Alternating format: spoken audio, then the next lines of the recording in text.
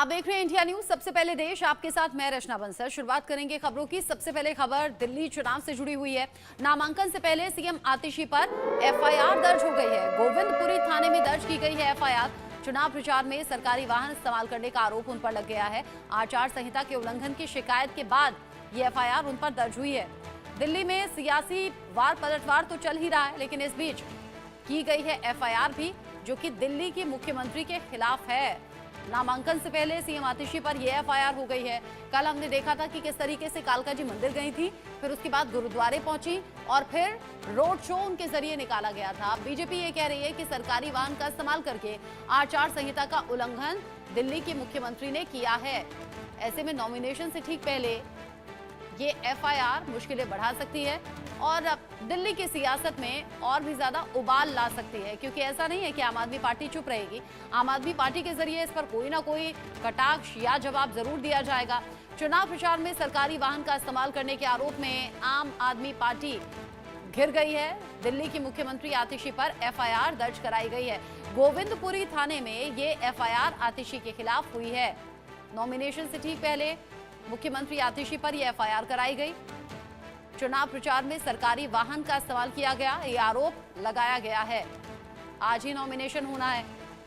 मुख्यमंत्री आतिशी आज नॉमिनेशन करने जाएंगे, लेकिन उससे पहले आचार संहिता के उल्लंघन का आरोप मुख्यमंत्री पर लगा है।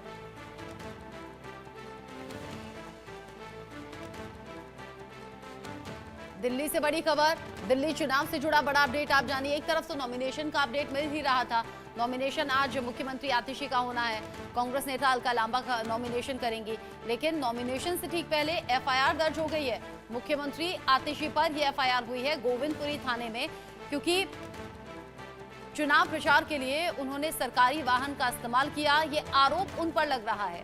सीएम पर आचार संहिता का उल्लंघन का आरोप लगा है, उनके खिलाफ एफआईआर दर्ज की गई है और ये कहा गया है कि जब वो चुनाव प्रचार करने के लिए मैदान में उतरी तो सरकारी वाहन का इस्तेमाल किया, जो कि होना नहीं चाहिए था, और ये आचार संहिता का उल्लंघन है। ये कल की तस्वीरें आप देख रहे हैं। सीएम आतिशी गाड़ी में सवार थी, मनीष सिसोदिया साथ में मौजूद थे। ऐसे में चुनाव प्रचार किया गया, लोगों के बीच पहुंचे, रोड शो निकाला गया आम आदमी पार्टी की ओर से, और इस तस्वीर को लेकर अब मुश्किलें बढ़ गई हैं। सरकारी वाहन के इस्तेमाल का आरोप और चुनाव आचार संहिता के उल्लंघन का आरोप उन पर लगा है। जावेद हुसैन इस खबर को लेकर ज्यादा अपडेट के साथ जुड़ गए हैं। इंडिया न्यूज संवाददाता मेरे साथ में। अब जावेद, जो कल की तस्वीरें हैं वो हम सबने देखी, इन्हीं तस्वीरों पर बवाल हुआ है क्या, और किसके जरिए एफआईआर दर्ज कराई गई है? और देखिए, गोविंदपुरी के रहने वाले हैं के दुग्गल नाम के शख्स, जिन्होंने इस पूरे कंप्लेन को दिया है।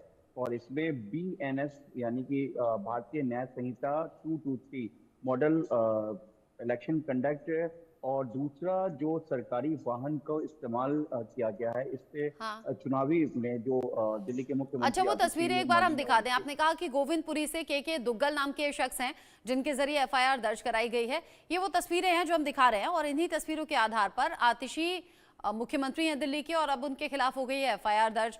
हालांकि इस तरह की तस्वीरें जब सामने आती हैं, क्योंकि चुनावी मुद्दे ढूंढती हैं ऐसे में जो राजनीतिक पार्टियां होती हैं, और एक दूसरे को घेरती भी हैं, और कोई भी पार्टी ऐसे में मौका गंवाना चाहती नहीं है, चाहे वो आम आदमी पार्टी हो, बीजेपी हो या कांग्रेस हो। अब ऐसे में जब मुख्यमंत्री आतिशी पहुंची प्रचार करने के लिए तो सरकारी वाहन का इस्तेमाल किया, ये आरोप उन पर लगा है। जावेद मेरे साथ में जुड़े हुए हैं।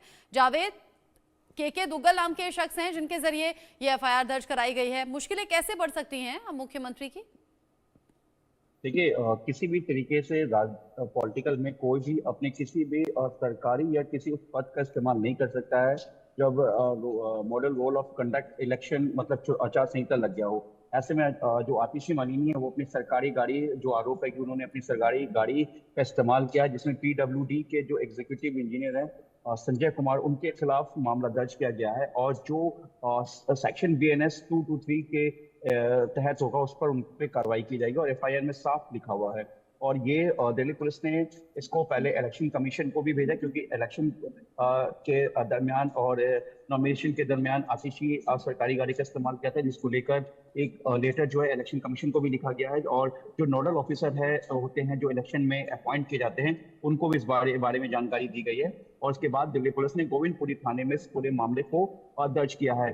जिसमें ये बताया गया कि किस तरीके से आतिशी पीडब्ल्यूडी के जो सरकारी गाड़ी जो पीडब्ल्यूडी से जुड़ा हुआ बताया गया है, वो सरकारी वाहन, और उस पर अपने पीए का भी नाम जिक्र है, जो कि इस वक्त इंडिया न्यूज के बाद एक्सक्लूसिव वो शिकायत लेटर भी है, जिसमें साफ लिखा गया कि किस तरीके से आतिशी के नॉमिनेशन के दरमियान जिस तरह से उनके पीए और खुद आतिशी अपने कार्यकर्ताओं के साथ नॉमिनेशन के लिए जा रही थी, और किस तरीके से सरकारी वाहन का इस्तेमाल किया गया, जो कि मॉडल ऑफ कंडक्ट के जरिए, मतलब चुनाव के दरमियान जब आचार संहिता लग जाता है तो किसी भी तरीके के कोई भी आप अपनी राजनीति या किसी भी पावर या सिस्टम का आप इस्तेमाल नहीं कर सकते। इसको लेकर आम आदमी पार्टी की जो सरकार के जो मुख्यमंत्री हैं आतिशी, उनके खिलाफ मामला दर्ज किया गया है। और मैं आपको बता दूं कि लगातार आम आदमी पार्टी की मुश्किलें बढ़ती जा रही हैं। अगर हम कल की बात करें तो महेंद्र गोयल से कई घंटों तक पूछताछ हुई है बांग्लादेशी घुसपैठियों को लेकर। उसके बाद आज नॉर्थ एवेन्यू में आम आदमी पार्टी के खिलाफ मामला दर्ज किया गया है। जिस तरीके से उनके जो सोशल मीडिया प्लेटफॉर्म से ये आरोप है बीजेपी का कि दोनों ने प्रधानमंत्री और गृह मंत्री के जो डॉक्टरेट जो फोटो और वीडियो उसको इस्तेमाल किया गया है।